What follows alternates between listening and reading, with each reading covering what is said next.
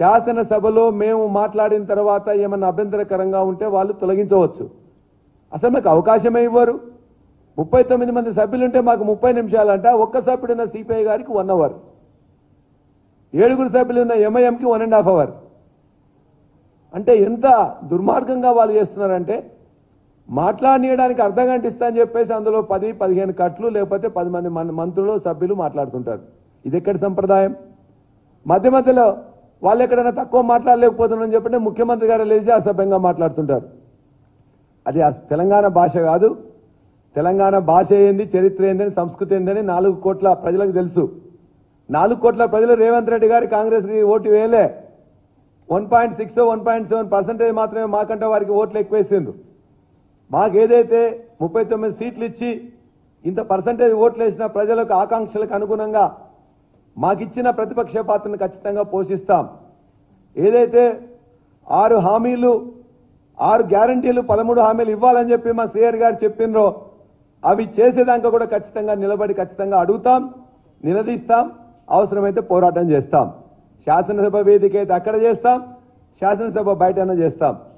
శాసనసభ బయట మేము ఇంతవరకు 10 సంవత్సరాల నుంచి నడిచినప్పుడు కూడా ఏనాడు కూడా అక్కడ పోనీయకుండా, ఒక ఎమ్మెల్యేలను పోనీయకుండా లేదు.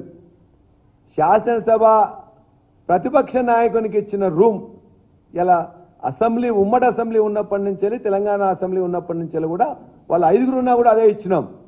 అర్ధరాత్రి దానికి మూసేసి గొడగట్టేసి కలర్ వేసి పడేసింది. ఏంటంటే మీకు ఇస్తామన్నాం కదా అని చెప్పేసి మాకు ఇచ్చినామన్నది ఇప్పటిదానికి ఇవ్వలే. అంటే ప్రతిపక్ష నాయకునికి ఇచ్చే గదిని ఇవాళ వాళ్ళు మొత్తం కూడా తీసేసుకుంటారు, అగౌరవపరుస్తారు. అక్కడ ప్రెస్ కూర్చుంటుంటే ఇంతకుముందు ఉన్న కమిటీ హాల్లో తాళం వేసేసి ప్రెస్ను కూర్చొనియారు. లేక అక్కడికి ఏదైతే ప్రెస్ మీట్ పెట్టిందో ప్రెస్ మీట్ దగ్గర పోవడానికి మా ఎమ్మెల్యేలనే సభ్యులను కూడా అక్కడికి పోనీయట్లేదు. నీ కంచెలు ముఖ్యమంత్రి ప్రగతి భవన్లో ఉండట్లేదు కాబట్టి తీసినట్టు నాటకమాడి ఆ కంచెల్ని అలా రేవంత్ రెడ్డి చుట్టూ, ఇంటి చుట్టూ వేసుకున్నారు. ఇవాళ అసెంబ్లీలో లోపల మొత్తం కంచెలు వేసిండ్రు. అదేవిధంగా అసెంబ్లీ బయట కూడా 3 రెట్లు కంచెలు వేసిండ్రు.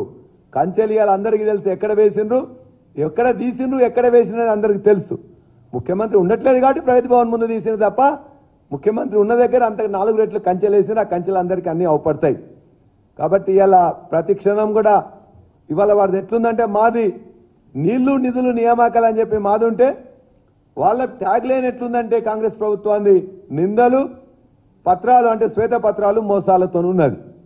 కాబట్టి ఇవన్నీ కొన్ని రోజులు గత ముఖ్యమంత్రి గారిని తిడతానేమో, భారత రాష్ట్ర సమితిని తిడతానేమో నడుస్తాయి తప్ప ఇవాళ మీరు ఇలా తెలంగాణకు వ్యతిరేకంగా నడుస్తున్నారు, తెలంగాణకు వ్యతిరేకంగా మాట్లాడుతున్నారు, తెలంగాణ వాదులను, తెలంగాణ నాయకులను కించపరుస్తున్నారు. అది నడవదు కాక నడవదు. రాజముద్రను చెడిపేస్తారట. రాజముద్రలో ఉన్న 3 ఏమున్నాయి? ఒకటేమో 3 సింహాలు. ఎవరు తీసుకొచ్చిన దాన్ని? ఆనాడు కాంగ్రెస్ ప్రభుత్వం, నెహ్రూ ప్రభుత్వం అక్కడ సారనాథ్ శిల్పం నుంచి, సారనాథ్ యొక్క దాని నుండి అశోకుడు చక్రవర్తిగా ఉన్న దాని నుంచి వెళ్ళి ఆనాడు ఆ దాన్ని తీసుకున్నారు. మరి వాళ్ళే కదా పెట్టింది.